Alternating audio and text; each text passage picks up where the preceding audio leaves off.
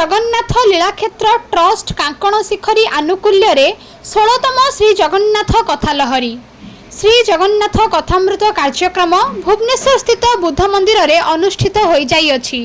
प्रारंभ रे स्थपति अरविंद दास और संगीता दास भजन परिवेषण करथिले। समूह स्तुति दान सहित सभापति डॉक्टर रविनारायण सामर अतिष्ट परिचय और स्वागत भाषण रखिथिले। प्रवाचक पंडित सूर्यकांत रथ शर्मा कवि चुंडे श्री जगन्नाथ शीर्षक उपरे प्रवचन रखी दर्शाइथिले जे श्री जगन्नाथ हेउछंती शून्यवादर प्रतीक। निजकु जे पर्यंत शून्य न करिछ से पर्यंत महाप्रभुंक कृपा पाइबा असंभव। कवि सम्राट उपेन्द्र भंजक रचित प्राण मितणिलो जहाँ मु देखुली आजी करिबा लोकर मनकु न पाए शुणिबा लोककु लाज भली पंक्ति किपरि भाबरे श्री जगन्नाथ संस्कृति को कविता माध्यम साधारण लोकंक पाखरे पहुँचाई पारिछंती ताहा वर्णना करथिले।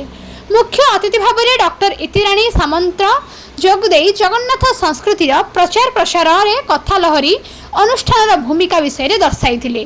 पीतवास राउतरायंकर 23तम ग्रंथ अपरूप श्री जगन्नाथ एवं ता अभय कुमार नायकंक 32तम संचलन आत्मदेवता श्री जगन्नाथ उन्मोचन समस्त अतिथि मानक गहन रे लोकार्पण करा जायथिला।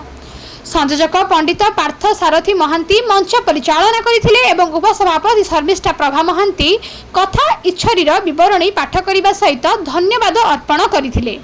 पश्चित देवेंद्र दास प्रभुंकर शयन आरती कराइबा परे श्रीमंदिर देउलकरण दिलीप महांती प्रभुंकु स्वस्तान विजय कराइथिले। डॉक्टर सरोजकांत साहू सूर्यनारायण मिश्र सुषमा पाणी और गोरेखनाथ साहू समेत सहस्राधिक सभ्य एही कथालहरी रे जोग देइथिले।